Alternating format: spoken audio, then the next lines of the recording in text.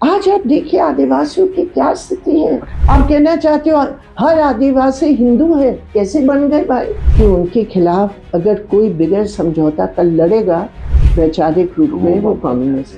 कितने महिलाओं को, कितने इनोसेंट आदिवासियों को मारे हैं माओवाद के नाम पर। पहले चुनौती हमारे देश के मजदूर, किसान, गरीबों की चुनौती, जो हमारे देश के इतिहास को तोड़ मरोड़ करके एक सांप्रदायिक आधार बनाने का प्रयास कर रहे हैं। ममता जी की जो पॉलिटिक्स है, वो पॉलिटिक्स बीजेपी को मजबूत कर रही है बंगाल में, वो आरएसएस को मजबूत कर रही है।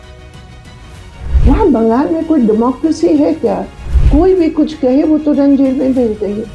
आज भी हजारों की तादाद पे कम्युनिस्ट काडर को अपने घर जाने के लिए उनके टीएमसी की जो वहाँ गुंडा गैंग है वो रोकते हैं। साथियों नमस्कार। आपने देखा कि हमारी संसद जो है लगातार वंदे मातरम पर तो फिर वोट चुनावों पर बहस कर रही है।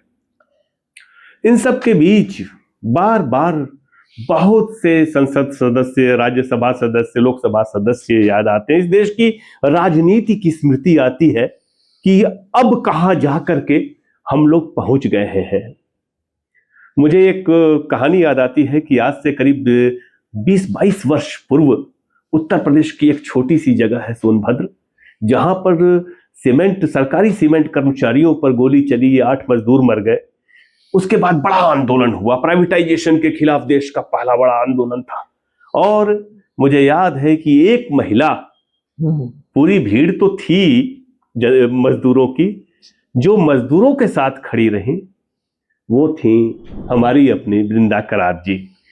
पूर्व राज्यसभा सदस्य रही हैं, सीपीआईएम की बड़ी नेता है और एआईडीडब्ल्यूए की भी जनरल सेक्रेटरी रही हैं मैम। रही हूँ जी।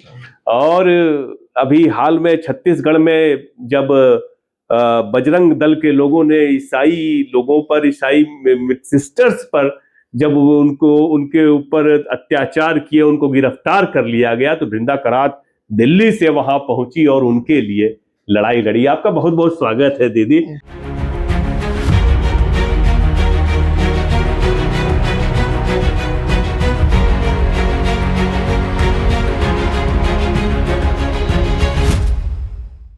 संसद का सत्र चल रहा है जी। क्या आपने कल्पना की, आप तो राज्यसभा की मेंबर रही हैं जी, कि कभी ऐसी स्थिति आएगी जिस तरह से अमित शाह के बयान आए और तमाम बातें हमने सुनी 2 दिनों में?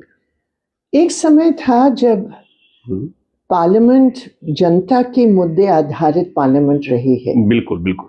और मैं आपको अगर याद दिलाऊं कि यूपीए की फर्स्ट सरकार के समय जब लेफ्ट एक मजबूत शक्ति के रूप में पार्लियामेंट में थी, उस समय बीजेपी ऑपोजिशन में रही।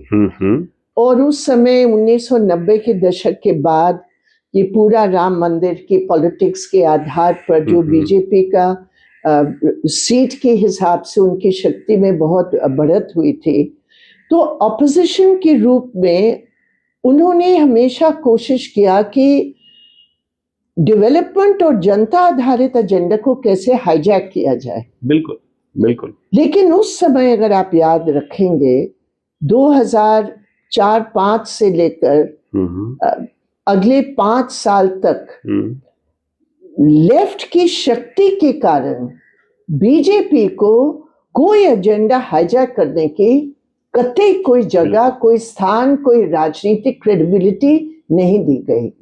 तो सवाल एक बात का होता है कि राजनीतिक शक्तियों की संतुलन में, क्योंकि आज इतना भारी बदलाव आया है, उसके कारण आज बीजेपी की ये हिम्मत या दुस्साहस बन गई है कि वो जो मर्जी बोले, वो जो गाली देना चाहे वो दे, और इतिहास का कैसे तोड़ मरोड़ किया जाए उनका मास्टर क्लास है। मास्टर क्लास है। इतिहास को कैसे तोड़ा जाए, मोड़ा जाए, वो है। लेकिन एक बात है तिवारी जी, वो ये है कि जनता इसको पसंद नहीं कर रही कतई। ये भी एक हकीकत है, ये एहसास है ये आप लोगों को। सब कल हो रहा था पार्लियामेंट में, कैसे एक नफरत भरे आवाज में जिस तरह वो बोल रहे थे, अब बताइए हमारे पूर्वज जो आजादी के आंदोलन के नायक रहे हैं, उनके बारे में क्या क्या बातें रखी और किस तरह बोले। मुझे नहीं लगता है कि जनता इसको पसंद करेगी। साझे का दुख है ये हम सबके साझे का दुख है। एक चीज बताएं आप कि इंडिया गठबंधन में दरार की खबरें आती रहती हैं, जब बना तब से लेकर के अब तक, क्या भविष्य आपको दिखाई देता है मौजूदा दौर में? अगर आप इस तरह देखें कि आज जरूरतें क्या है, पहली बात यह है कि एक मजबूत ऑपोजिशन होना चाहिए पार्लियामेंट में। बिल्कुल। ये तो किसी भी जनवादी प्रणाली या संसदीय प्रणाली का एक पहला शर्त यही है कि एक मजबूत ऑपोजिशन हो। तो अगर पार्लियामेंट में ऐसे मुद्दे हैं जहां तमाम ऑपोजिशन की एक मत है, तो निश्चित ऊपर एक मजबूत ऑपोजिशन बन सकती है। और इस समय जो पार्लियामेंट की बनावट है सीटों के बारे में निश्चित ऊपर एक मजबूत ऑपोजिशन के रूप में एक पूरा गुंजाइश है, एक पोटेंशियल, और कई मुद्दे पर ऑपोजिशन की इसमें सफलता भी रही है। तो मैं ये नहीं कहूंगी इतने निराश होकर कि कोई ऑपोजिशन है ही नहीं। संसदीय प्रणाली में हर पार्टी के अपने अपने समझ और अपने असूल है अपनी, लेकिन आज बीजेपी के हमले के मुकाबले में जो संविधान पर हमला है, मुझे लगता है कि कई मुद्दे पर ऑपोजिशन की एक मजबूत विरोध और एक विकल्प पेश हुआ है। बिल्कुल बिल्कुल। देश में जो आज चुनाव प्रणाली है, आप तो इलेक्शन देख रही हैं लगातार, क्या कहेंगी उस बारे में? आपको लगता है कि ईवीएम संदेह से परे है और सीपीएम का क्या दृष्टिकोण है? नहीं, पहले मैं आपसे ये कहूंगी कि आज हमारे देश में संसदीय प्रणाली की जगह कॉर्पोरेट प्रणाली बन रहा है। कॉर्पोरेट प्रणाली का मेरा अर्थ ये है कि पूरे संसद और संसदीय चुनाव को प्रभाव डालने के लिए जिस रूप में ये लेन देन की कल्चर बीजेपी ने शुरू किया इलेक्ट्रल बॉन्ड के द्वारा, बिल्कुल, अरे हम कल्पना नहीं कर सकते आज जितने बड़े बड़े करोड़पति आज पार्लियामेंट में हैं। मैं आपको बता रही हूँ, एक वर्किंग क्लास पार्टी की प्रतिनिधि जिसके पास कोई निजी संपत्ति नहीं है, जो मजदूर हैं या जो होल टाइमर रहे पार्टी के, आप बताइए चुनावी मैदान में जब उतरोगे, पहली बात तो 75 लाख रुपया एक सीमा इलेक्शन कमीशन की है।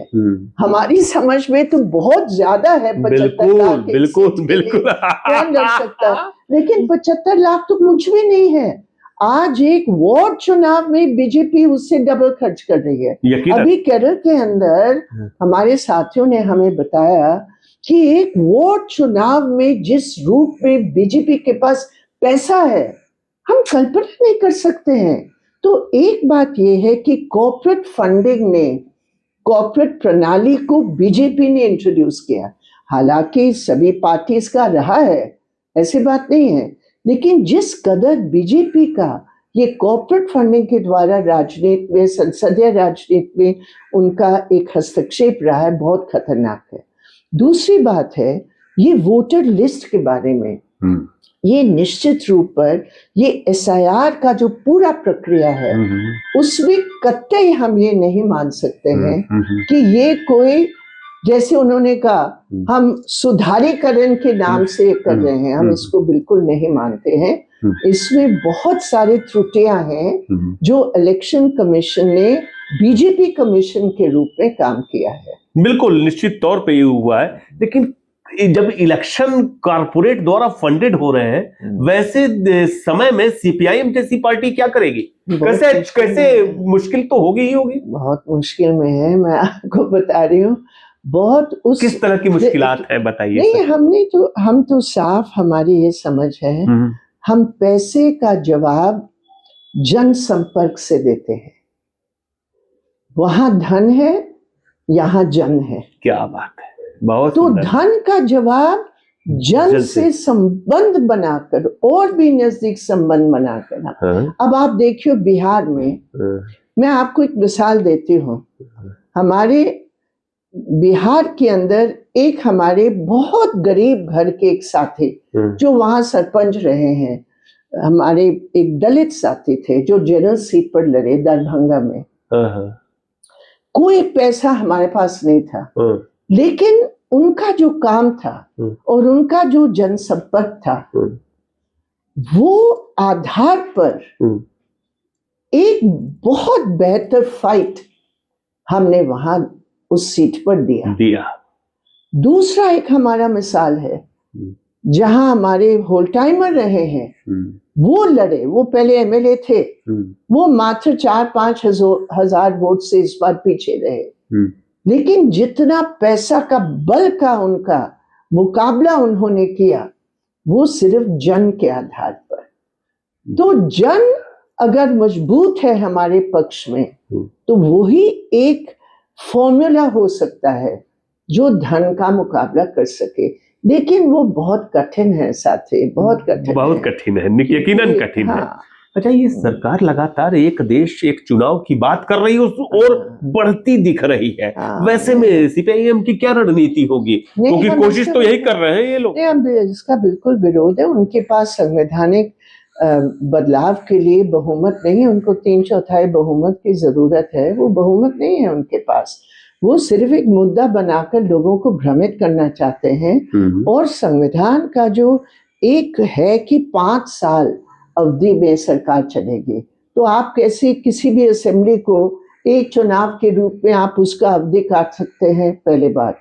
दूसरी बात यह कि मान लो किसी भी पार्टी की बहुमत वहां खत्म हो जाती है और वो अल्पमत पार्टी में आती है, किस आधार पर उस सरकार को आप चलाएंगे? एक नेशन एक इलेक्शन के रूप में। बिल्कुल सही है। तो ये दोनों सवालों पर, और हर वोटर का एक अधिकार है, वो 5 साल के लिए सरकार दे रही है।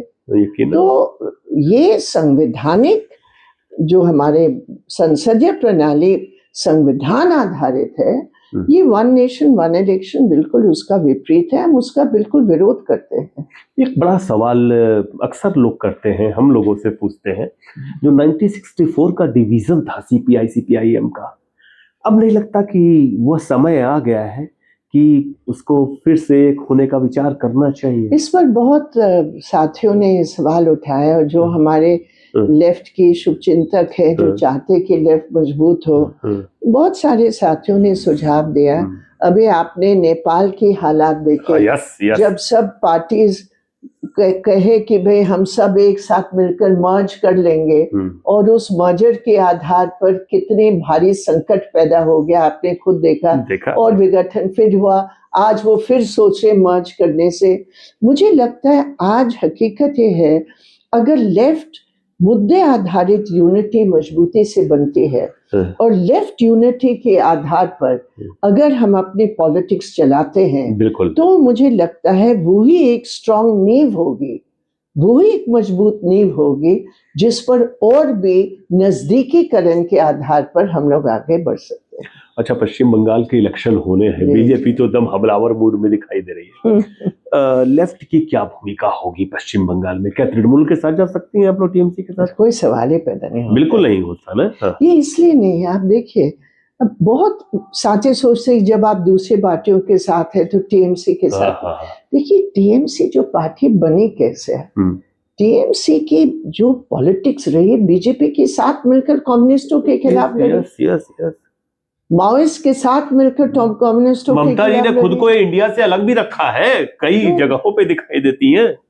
खैर, वो तो उनकी अपनी पॉलिटिक्स है, क्योंकि कोई असूल सिद्धांत तो है नहीं ना। यकीनन। वो तो बस कैसे हम बचा सकते हैं अपने आप को लेफ्ट से। तो जितनी लेफ्ट की वो नकाब आगे रखकर जो है अपनी पॉलिटिक्स चल रही है ना, उससे ज्यादा देर जो है जनता उसको बर्दाश्त नहीं कर सकती, क्योंकि पिछले 5 साल में बंगाल को बिल्कुल डुबा दिया है भ्रष्टाचार से। और जो उनकी नीति अगर आप देखें, वहां बंगाल में कोई डेमोक्रेसी है क्या? कोई भी कुछ कहे वो तुरंत जेल में भेज देंगे। हमारे साथियों के ऊपर कितने झूठे केस लगे हैं, आप कल्पना नहीं कर सकते।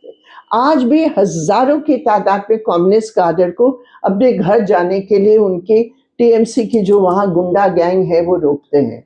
तो ममता जी की जो पॉलिटिक्स है वो पॉलिटिक्स बीजेपी को मजबूत कर रही है बंगाल में, वो आरएसएस को मजबूत कर रही है। ममता जी की राज में आरएसएस की शाखाएं कितने बढ़ गए हैं बंगाल में, बढ़ गए हैं ना, नेचुरली, क्योंकि वो उनके लिए जमीन ममता जी दे रही है। बिल्कुल बिल्कुल। अच्छा एक बात बताइए, आरएसएस की बात आपने की, आरएसएस का जो प्रभाव बढ़ते जा रहा है इंस्टीट्यूशन में, सत्ता में तो बढ़ ही रहा है, इंस्टीट्यूशन में बढ़ रहा है, उसको आप लोग कैसे देखते हैं? नहीं, आरएसएस का प्रभाव बढ़ रहा है या सत्ता को दुरुपयोग करके आरएसएस अपने चुने हुए लोगों को बिगैर मेरिट के, बिगैर क्वालिफिकेशन की वहां पहुंचा रहे हैं। हकीकत ये है। आप ये तमाम वाइस चांसलर्स की अगर आप बात देखें, वो क्या कर रहे हैं वहां, वो सिर्फ आरएसएस के जनरल कोई एकेडमिक्स के बारे में उनकी कोई क्वालिफिकेशन है क्या? बिल्कुल बिल्कुल बिल्कुल। और आप अगर कोई एकेडमिक डिस्कशन भी करना चाह रहे हैं, आप कैसे कर सकते हैं? जो विज्ञान को नहीं मानते हैं, जो साइंस को नहीं मानते हैं, वो कैसे करेंगे? आप क्या करेंगे, आप बताइए। बिल्कुल। तो इसलिए आरएसएस का प्रभाव, आपकी बात बिल्कुल सही है कि जितने भी आज इंस्टीट्यूशंस हैं, आज वो इंस्टीट्यूशंस की जो संवैधानिक स्वायत्तता की जरूरत है, वो सब बीजेपी ने सत्ता को इस्तेमाल करके समाप्त की है। ये बिल्कुल आपकी बात उस रूप में अगर हम देखें तो फिर आरएसएस का प्रभाव निश्चित रूप से वहां वो इंस्टीट्यूशंस में वो सभी हेड कर रहे हैं। बिल्कुल। कल मैं देख रहा था कि अमित शाह लगातार पार्लियामेंट में तमिलनाडु और पश्चिम बंगाल जीतने की बात कर रहे थे, ये दावा कर रहे थे। उनके दावे में कितना दम लग रहा है आपको, कितना दम है? कोई दम है नहीं।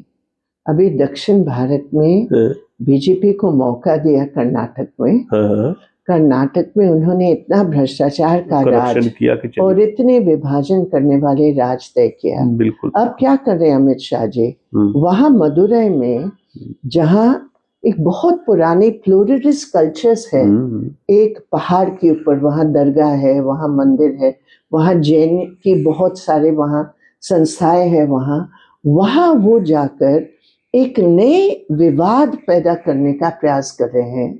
और सबसे बड़ी बात इसमें ये है, आरएसएस आइडियोलॉजी की एक जज ने वहां अपने जज की भूमिका को खत्म करके आरएसएस की भूमिका अपना निभाई है। उन्होंने वहां इजाजत दे दी।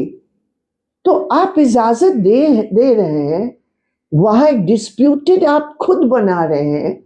और दर्शकों को बता दें हम कि दरअसल एक आदेश दिया गया है मदुरई में, जिसके अंतर्गत एक दरगाह के पास जिससे सटा हुआ एक मंदिर है, वहां पर दिया जलाने का आदेश दिया गया। पहले प्रशासन को दिया गया, अब लोगों से कहा जा रहा है, कोर्ट ने कहा है ये बात, हाई कोर्ट ने कि जाकर दिया जला दीजिए वहां पे। नहीं, वहां कोई मंदिर नहीं है, मंदिर की दिया की बात नहीं है। वो कह रहे वहां एक खंबा है। अच्छा। वो कह रहे हैं कि ये एक्चुअली दक्षिण भारत की अयोध्या हम बनाना चाह रहे हैं, तो वो एक विवाद पैदा करना चाह रहे हैं। बिल्कुल। और उसके लिए जज ने इजाजत दी। अभी हम लोगों ने 100 एमपी से अधिक एमपी मिले हस्ताक्षर एक पिटीशन दिया है वहां स्पीकर को कि इनके खिलाफ हम एक नो कॉन्फिडेंस का इम्पीचमेंट मोशन हम देना चाह रहे हैं। जस्टिस स्वामीनाथन। तो अभी स्पीकर ने कहा कि वो डिस्कस करेंगे। बिल्कुल, हाँ, पता है। उसके बाद कल जो है अमित शाह बोल रहे थे, इसी बात को कह रहे थे कि बताइए इन लोग इम्पीचमेंट ले आए, ये बात। एक चीज बिल्कुल एक चीज बताएं दीदी कि इस समय आपको 3 सबसे बड़ी चुनौती कौन सी लग रही है? क्या लग रहा है कि इस समय देश के सामने सबसे बड़ी 3 चुनौतियां कौन कौन सी है? पहली चुनौती हमारे देश की मजदूर, किसान, गरीबों की चुनौती है। क्या बात है? क्योंकि मैं आपको बता रही हूँ, जिस तरह इन्होंने स्टैटिस्टिक्स का खेल करके दिखाने का प्रयास किया है कि गरीबी हट गई हमारे देश से। कल भी उनका कोई वो सो कॉल्ड एक्सपर्ट, उन्होंने तेंदुलकर की पॉवर्टी लाइन का तोड़ मरोड़ करके दिखाने का प्रयास किया कि अभी हिंदुस्तान ने मोदी जी के नेतृत्व में गरीबी खत्म कर दी। अरे गरीबी कहाँ से खत्म हुई? आज 80 करोड़ जनता आज भी फ्री राशन पर निर्भर है। निर्भर है, निर्भर है, निर्भर। क्या बात कर रहे हैं आप कह रहे हैं कि कोई परिवार देश में जो 10,000 रुपया महीने के जितने परिवार देश के हैं वो भारी बहुमत के हैं। बिल्कुल बिल्कुल। और ये सबसे बड़ी चुनौती है कि मोदी सरकार हमारे देश की संपत्ति को लूटने का इजाजत बड़े बड़े पूंजीपतियों को, उनके दोस्तों को दे रहे हैं। और जब हम लड़ते हैं उसके खिलाफ हम राष्ट्र विरोधी हो जाते हैं या हम हिंदू विरोधी हो जाते हैं। वो हिंदू विरोधी हो जाते हैं। तो ये एक सबसे बड़ी चुनौती हमारे समझ में। दूसरी चुनौती आपने कहा, ये निश्चित रूप पर ये जो हमारे देश के इतिहास को तोड़ मरोड़ करके एक सांप्रदायिक आधार बनाने का प्रयास कर रहे हैं और उसके आधार पर उनकी हिंदू मुस्लिम पॉलिटिक्स को चलाने का प्रयास कर रहे हैं। और जहां एक तरफ हिंदुत्व का, हिंदू धर्म में विश्वास करने वालों पर भी इनका विश्वास नहीं है। अब हिंदू शब्द नहीं इस्तेमाल करते, अब तो सनातनी शब्द इस्तेमाल करते हैं। बिल्कुल। अब हिंदू छोड़ दिया क्योंकि बहुत हिंदू बोलते कि भाई हम तुम्हारी इस बात को मानते नहीं है, तो अभी छोड़ दिया हिंदू, अब सब सनातनी है। अब सनातनी में क्या क्या है वो बता दे। क्या जाति प्रथा सनातनी में है या नहीं है? नहीं है, बताएं बताएं। महिलाओं के प्रति मनुवाद, मनुस्मृति में जो लिखा है क्या वो सनातनी है या नहीं है? बिल्कुल बिल्कुल बिल्कुल। शूद्रों के बारे में, दलितों के बारे में जो मनुस्मृति में है वो सनातनी है या नहीं है? तो वो बताएं। लेकिन नहीं, सनातनी धर्म और उसके आधार पर देश को विभाजित करने की दूसरी सबसे बड़ी चुनौती है। बिल्कुल। और तीसरी मैं समझती हूँ सामाजिक मुद्दे पर महिलाओं की स्थिति, दलित आदिवासियों की स्थिति। आज आप देखिए आदिवासियों की क्या स्थिति है। आदिवासियों की पहचान को आप समाप्त करना चाहते हैं। आप कहना चाहते हो हर आदिवासी हिंदू है। कैसे बन गए भाई? और जब कहा यह जाता है कि आदिवासियों को आप कौन सी जाति में धर्मांतरण कर रहे हैं, किस किस जाति में, तो तब चुप खामोश हो जाते हैं। आदिवासी वापस घर वापसी, कथित घर वापसी के बाद ब्राह्मण नहीं बनाएंगे। अरे भाई कोई बात होती है?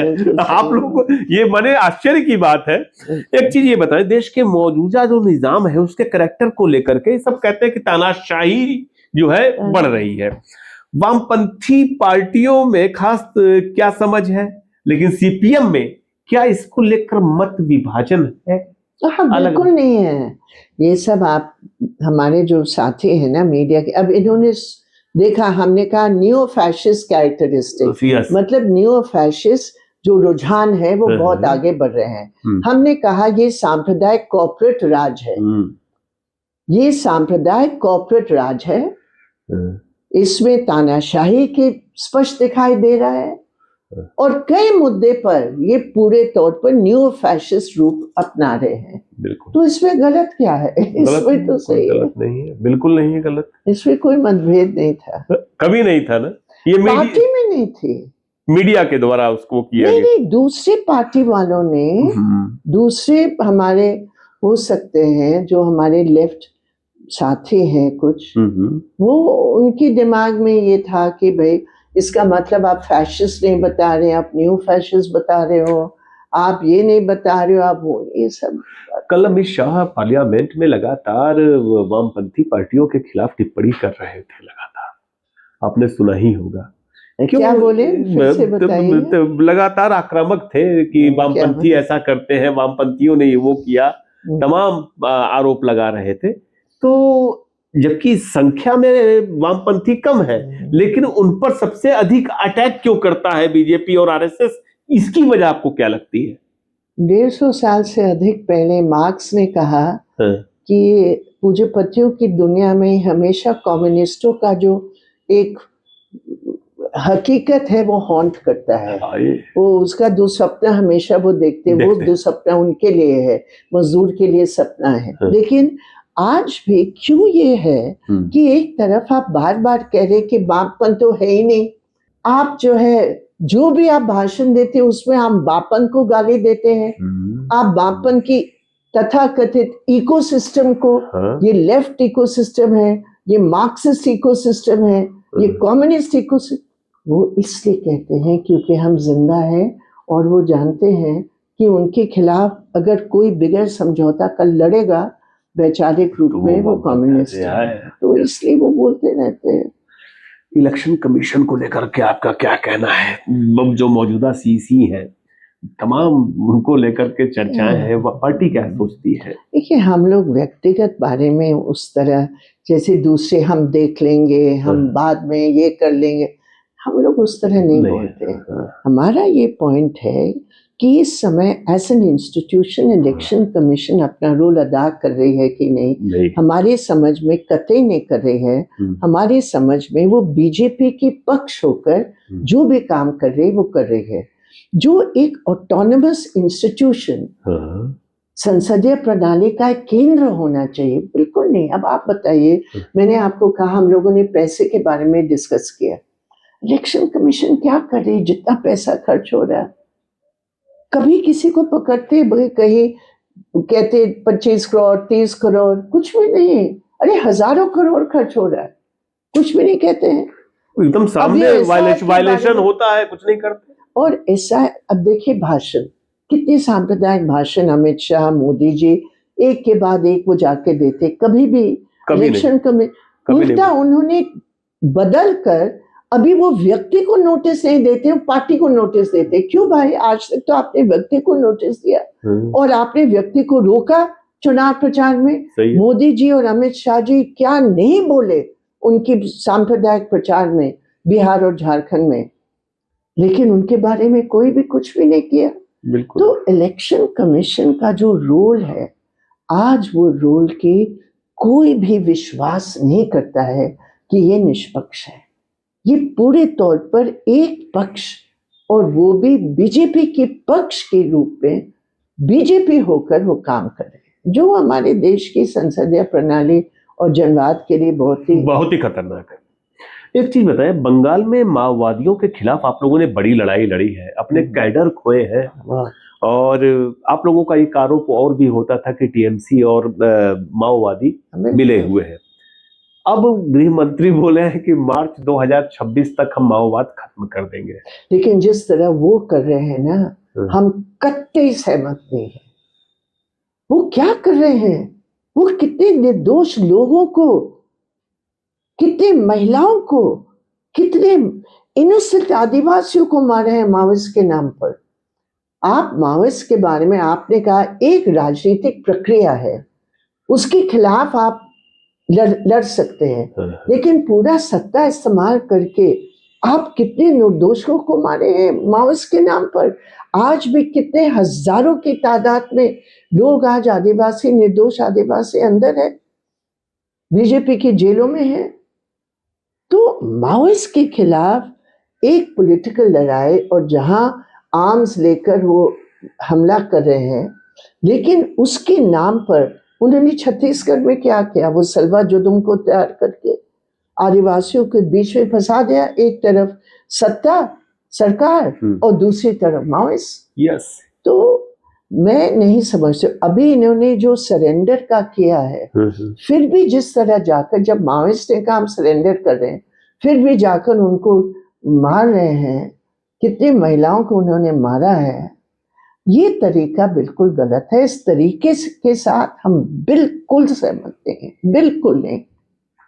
एक सवाल खड़ा होता है, बार बार लोग पूछते हैं कि सीपीएम जैसी पार्टी में, सीपीएम जैसी पार्टी में आज तक कोई महिला महासचिव क्यों नहीं हुई? क्या वजह है इसकी? क्या पार्टी में का जो नेतृत्व है महिलाओं को इस योग्य नहीं समझता, या क्या वजह है? बहुत सारे मर्द भी है जो जनरल सेक्रेटरी नहीं बन पाए।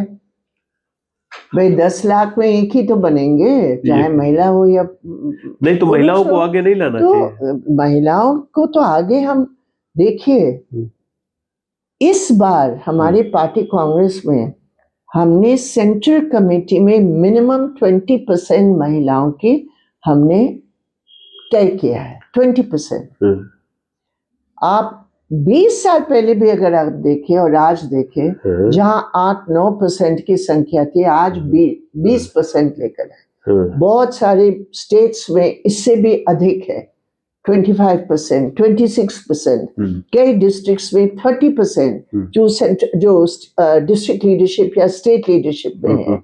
इसलिए मैं ये कहूँगी, देखिए मैं तो कभी भी नहीं मानती हूँ कि एडिक्वेट है, नहीं मानती। नहीं, मैं तो कहती हूँ कि जब तक 50-50 नहीं होगा तब तक ये क्या एडिक्वेसी है। ये डिमांड है, डिमांड का सवाल नहीं है, प्रैक्टिस में आना चाहिए। जो मैं कहती हूँ, जब आप समानता की बात करते तो निश्चित रूप से संख्या में भी समान। प्रॉब्लम क्या, अभी हमारे पार्टी में 21% अभी हमारी एवरेज मेंबरशिप है सीपीएम में महिलाओं की। तो हम लोगों की संघर्ष केवल टॉप लीडरशिप की बात नहीं है, क्योंकि वहां तो है ही, लेकिन साथ साथ अगर आपका बेस व्यापक नहीं होगा, क्योंकि हमारी पार्टी मिस्ड कॉल पार्टी है नहीं ना, बिल्कुल। कि कोई भी कॉल करे और मेंबर बन जाए। हमारी पार्टी में कुछ सिद्धांत है, कुछ उसूल है, कुछ काम, घंटों का काम देना पड़ता है, तभी आप पार्टी के मेंबर बन सकते। महिलाओं के लिए परेशानी है, क्योंकि आज पुरुष प्रधान समाज में कोई भी महिला पॉलिटिक्स में है, उनको 10-10 काम करना पड़ता है। हर महिला को 12 हाथ की जरूरत है, तभी वो कर सकती है। तो इसलिए जो बेस हमारा है पार्टी मेंबरशिप बढ़ाने के लिए, उस पर भी हम उतना ही जोर दे रहे हैं। पार्टी रिक्रूटमेंट में, पार्टी भर्ती में महिलाओं की संख्या को बढ़ाने के लिए जितना हम लोग सेंट्रल कमेटी या पीबी में लाने के हम जोर देते हैं। आपको नहीं लगता है कि पिछले 11 सालों में महिलाओं का पॉलिटिक्स में, मैं सिर्फ सीपीएम की पॉलिटिक्स की बात नहीं कर रहा, देश में महिलाओं के एक्टिव पार्टिसिपेशन में कमी आई है? नहीं, महिलाओं की पार्टिसिपेशन बढ़ा है। एग्रेसिव पार्टिसिपेशन बढ़ा है? नहीं, पार्टिसिपेशन पॉलिटिक्स में बढ़ा है। देखिए हम आपको बताएं, पार्टिसिपेशन पॉलिटिक्स में बढ़ा है। किसान के आंदोलन को देखो, ये भी माने इलेक्टोरल पॉलिटिक्स की बात नहीं, ओवरऑल पॉलिटिक्स की बात। ओवरऑल पॉलिटिक्स में महिलाओं की संख्या बढ़ी है। पंचायतों में, लोकल बॉडीज में जहां आरक्षण 50-50 है, वहां महिलाओं की बहुत ही बेहतर रोल रहा है। बहुत सारे मिसाल ऐसे हैं। तो महिलाओं ने साबित कर लिया कि पॉलिटिक्स में वो बराबर या पुरुषों से भी अधिक बढ़िया काम जनता के लिए कर सकती है। लेकिन जो नई बात हमारी पॉलिटिक्स में आई है वो ये है कि हिंदुत्व वाले जो ताकतें हैं, उन्होंने महिलाओं को और महिलाओं की पर्सनैलिटी को किस तरह चैनलाइज करने की उन्होंने प्रयास किया है कि वो नफरत के पॉलिटिक्स के साथ जुड़े। और जितना नफरत एंटी मुस्लिम, जिहाद के नाम पर, महिलाओं की सुरक्षा के नाम पर, इसको जिस तरह महिलाओं के बीच जाकर धर्म का दुरुपयोग करके महिलाओं की पॉलिटिक्स को एक बहुत खतरनाक मोड़ देने के प्रयास किया है, ये हमारी पॉलिटिक्स की नई दिशा है। जो हमारे लिए, जो जनवादी वामपंथी आंदोलन से जुड़े हैं, हमारे स्लोगन है मुक्ति, नारी मुक्ति, और उनका स्लोगन है परंपरा के आधार पर नफरत। एक तरफ कंगना रनौत जैसे पार्लियामेंट्रियन है, नई महिला है, रेखा गुप्ता चीफ मिनिस्टर है दिल्ली के। आपको लगता है कि जो खास तौर से जो समाज में वो महिलाएं हैं जो समाज के साथ जुड़ी हुई है, उनकी जगह पे ऐसी महिलाओं को लाने की कोशिश की जा रही है जिनके नाम से विवाद जुड़ा हो? इस तरह मैं कभी टिप्पणी नहीं करूंगी किसी भी व्यक्तिगत महिला के बारे में। ये मेरे समाज और मेरे अपने कल्चर, अपने संघर्षों का खिलाफ है। लेकिन मैं जरूर ये कह सकती हूँ कि हर पार्टी ऐसी महिलाओं को प्रमोट करेगी जो उस पार्टी की विचारधारा को मजबूती के साथ रखती है। अब बीजेपी के अंदर उन्होंने उन महिलाओं को ज्यादा प्रमोशन दिया है जो हिंदुत्व का, जो उनका पॉलिटिक्स है, जो नफरत भरी पॉलिटिक्स है, उसको वो बहुत अग्रेसिव रूप में पेश कर सके। ऐसे महिलाओं को बीजेपी प्रमोट कर रही है। एक स्पष्ट है। आखिरी सवाल, पश्चिम बंगाल चुनाव की क्या तैयारियां हैं, क्या? अभी तो पूरी तैयारी ऑलरेडी शुरू हो गई है। हालांकि पिछले 5 हमारे कम्युनिस्टों का एक ये है कि हम लोग केवल चुनाव की तैयारी नहीं, मतलब जनता के बीच रहकर 24/7 हमारा काम है। क्या बात है। चुनावी मेंढकी जैसे नहीं है कि चुनाव आया मेंढक आके टिट करके चला गया बरसात के बाद, तो ये बात नहीं है। तो तैयारी तो हमारी जनता के बीच रही है। तो चुनाव की तैयारी से अगर आपको गठबंधन से आप पूछ रहे हैं, वो सब कुछ गठबंधन से पूछ रहे हैं, तो वो कैंडिडेचर के लिए पूछ रहे हैं। अभी पार्टी के अलग अलग स्तरों पर बहस तो निश्चित रूप से शुरू हुई है, लेकिन उसका क्या रूप होगा अभी उस पर डिटेल अभी बहस नहीं शुरू हुई है। लेकिन उस रूप में लोकल कमेटी, डिस्ट्रिक्ट कमेटी, उसकी संगठनात्मक तैयारी वगैरह में वो पूरी, हमारा स्लोगन है पहले पार्टी मजबूत हो, फिर लेफ्ट पार्टनर्स के साथ हमारा डिस्कशन होगा जो लेफ्ट फ्रंट के हैं, फिर व्यापक लेफ्ट और उन संगठनों से बातचीत होगी, और उसके बाद अगर दूसरे साथी दूसरे पार्टीज के साथ जुड़ना चाहते हैं लेफ्ट फ्रंट के साथ, तब निश्चित रूप पर बहस होगी। अभी हम इस बात पर हैं पार्टी मजबूत और लेफ्ट मजबूत, इसके बारे में अभी हमारी बहस चल रही है दूसरे दलों के साथ। अभी बहस इस पर लगातार चल रही है, मतलब सिर्फ चुनाव केंद्रित नहीं, लेकिन बंगाल केंद्रित चल रही है। तो दर्शकों, हम सबके बीच थी वृंदा करात जी। बताया उन्होंने कि एक सवाल का जवाब दिया, और एक सुखद बात यह है कि निराशा और अवसाद के मौजूदा दौर में जब जनता भी निराश है, वैसे में वाम पंथ जो देश का है वो निराश नहीं है, वो उम्मीद देखता है। वो इस राजनीति में भी उम्मीद देखता है, देश की जनता में भी उम्मीद देखता है। आपका बहुत बहुत धन्यवाद वृंदा जी, नमस्कार।